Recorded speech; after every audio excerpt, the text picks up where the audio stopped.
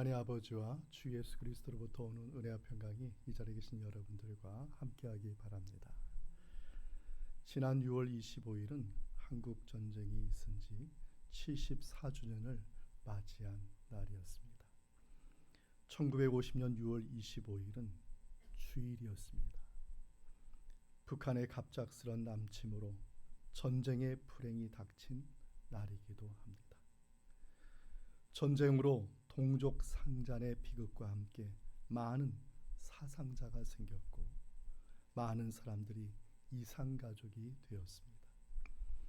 혼란의 혼란이 이어지는 아비규환의 상황이 되고 말았습니다. 그러나 하나님은 지옥과 같은 고통의 상황에서 구원을 부르짖는 이 민족을 멸시치 않으시고 전쟁의 비극 가운데서 하나님의 은총으로 구원과 번영을 이루게 하여 주셨습니다. 오늘 말씀에도 아비규환 속에서 구원을 부르짖는 두 사람의 모습을 볼 수가 있습니다. 이들의 신앙을 통해서 우리가 어떤 신앙의 자세를 가져야 될지 본문을 통해서 살펴보겠습니다. 본문의 첫째 인물로 회당장 야이로가 등장합니다. 당시 갈릴리 바다는 헬라 문화와 히브리 문화 두 개의 문화권으로 나누어져 있었습니다. 앞에 말씀을 보면 예수님이 갈릴리 바다에서 광풍을 잠재우시고 그리고 건너가신 그 바다 건너편이 헬라 문화권인 거라사 지역이었습니다. 그곳에는 군대의 귀신이 들린 사람이 예수님을 기다리고 있었습니다. 예수님은 군대의 귀신을 2,000마리의 돼지에 들어가게 하셔서 바다에 떨어져 몰사하게 하여 주셨습니다. 이것은 초월적인 예수님의 권위를 보여주는 것입니다. 초자연적인 현상, 광풍을 잠재우시는 초자연적인 다스림, 그리고 군대의 귀신까지도 무릎 꿇게 하시는 하나님의 그러한 살아계심과 역사하심을 보여주시면서 아직도 하나님께서 세상을 다스리고 있음을 보여주신 것입니다. 성도 여러분, 지금도 살아계시고 역사하시는 예수님께서 우리의 삶에 묻어있는 고난의 풍랑도 악한 영의 역사들도 다스려 주시고 잠잠하게 하여 주실 것을 믿으시기 바랍니다. 이제 예수님은 갈릴리 바다 건너편 다시 유대 문화권으로 다시 돌아왔습니다. 그곳에서는 많은 사람들이 예수님을 기다리고 있었는데 그 중에 유대 문화권의 대표적인 사람 회당장 야이로가 예수님을 기다리고 있었습니다. 갑자기 그는 무리 중에 뛰쳐나와서 예수님께 나와 무릎 꿇고 간청한 말씀이 본문 23절 말씀입니다. 함께 우리 읽겠습니다. 간곡히 구하여 이르되 내 어린 딸이 죽게 되었사오니 오셔서 그 위에 손을 얹으사 그로 구원을 받아 살게 하소서 하거늘. 회당장은 오늘날 성직자의 일을 겸하는 사람이었습니다. 건물을 유지하고 두루마리 성경을 보관하고 성경 낭독자와 기도자와 설교자를 지정하고 안식일 예배 순서를 정하는 그러한 중요한 역할을 하였습니다. 한마디로 말하면 유대인들에게 존경받는 높은 지위에 있었던 사람이었습니다. 이런 자가 무리 중에서 뛰쳐나와서 예수님 앞에 무릎 꿇고 그리고 간청하는 모습은 많은 사람을 당황스럽지 않게 아니할 수가 없었습니다.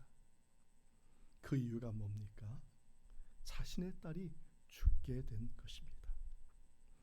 회당장은 이러한 불행 가운데서 하나님 어찌하여 나에게 이런 시련을 주십니까? 라고 불평하지 아니하고 그는 예수님을 찾아와서 무릎 꿇어서 예수님의 그 권위에 순종하는 모습을 보였습니다.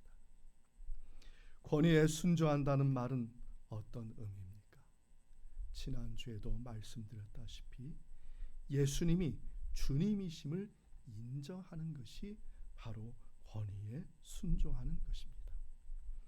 성도 여러분, 예수님이 주님이 되심을 인정하시기 바랍니다.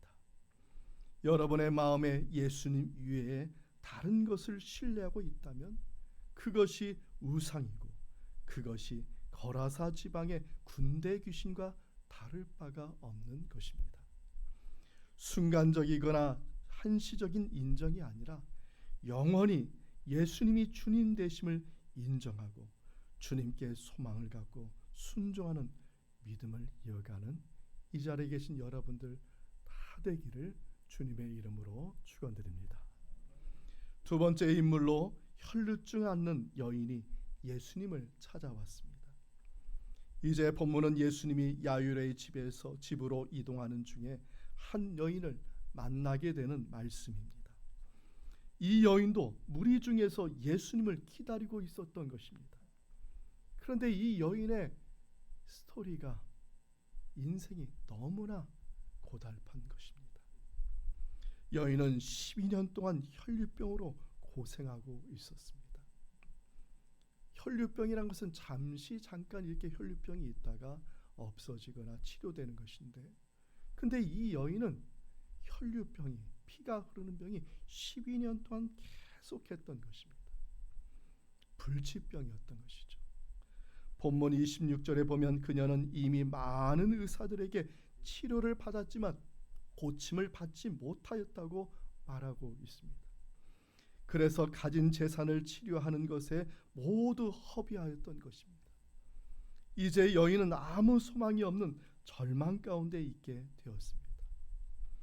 성도 여러분, 우리가 의지하는 것으로부터 실망을 맛보았던 때는 없었습니까?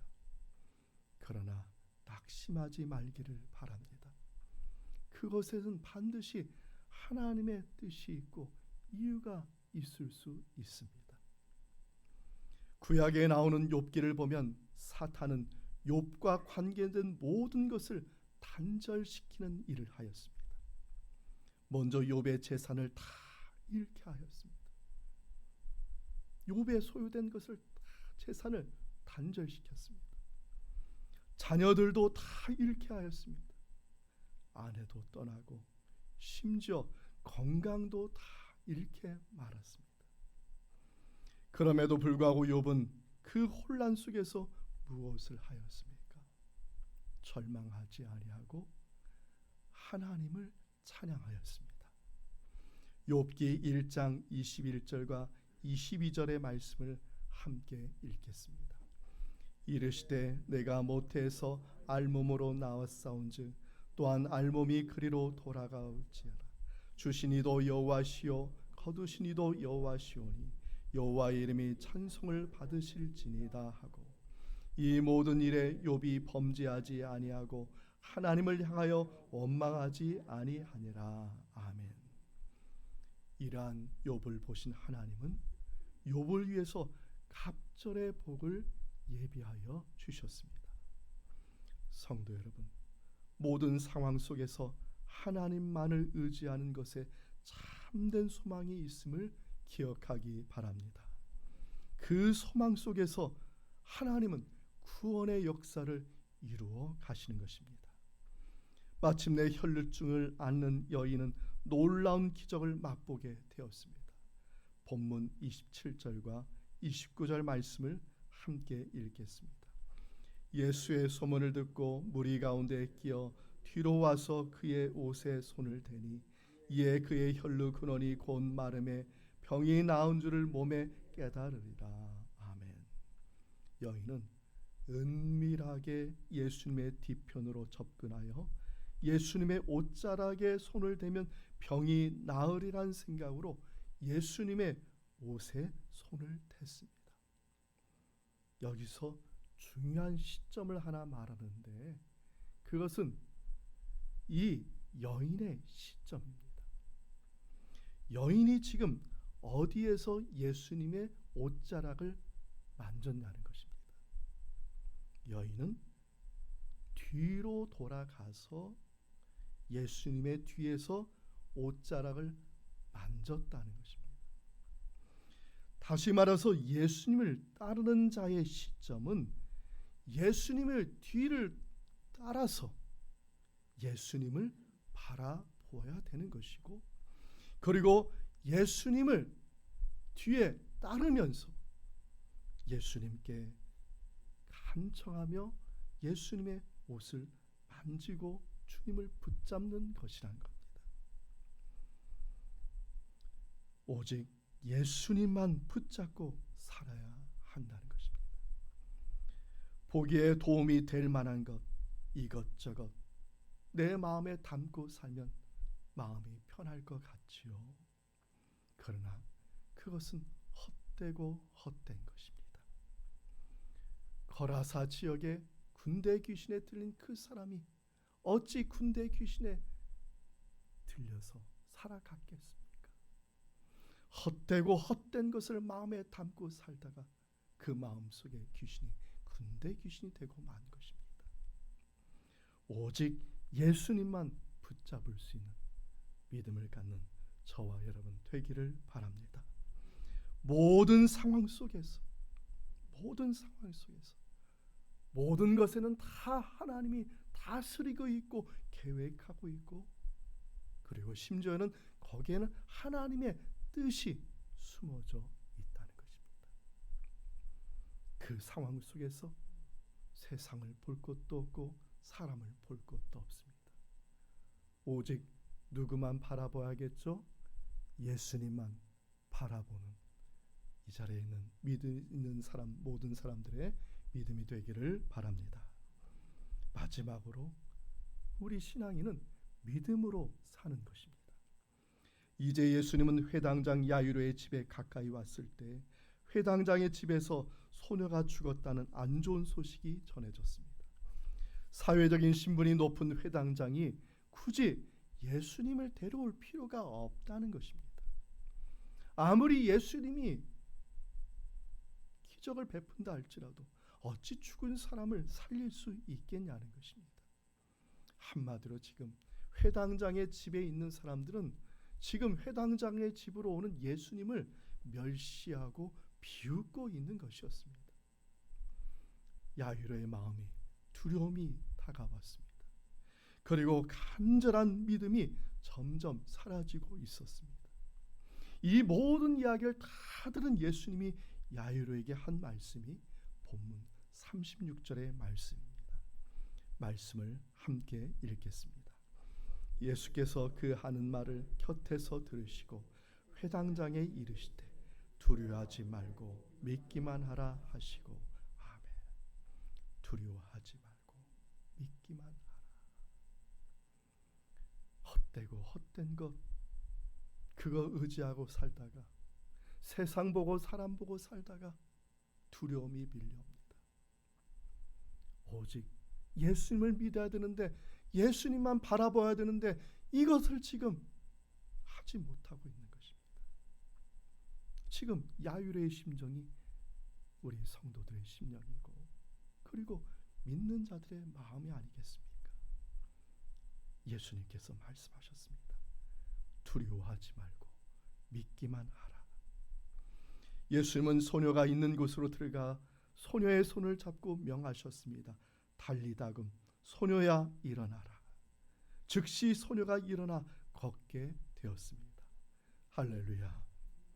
예수님은 우리들의 환경과 여건에 얽매이는 분이 아니심을 기억하기 바랍니다. 그리고 그것을 보시는 분이 아닙니다. 우리의 신분과 재능을 보고 편애하시는 분도 아니십니다. 예수님은 우리들 각 사람을 보시는 분이십니다. 그 한 사람 한 사람이 가진 믿음을 보시는 분이십니다.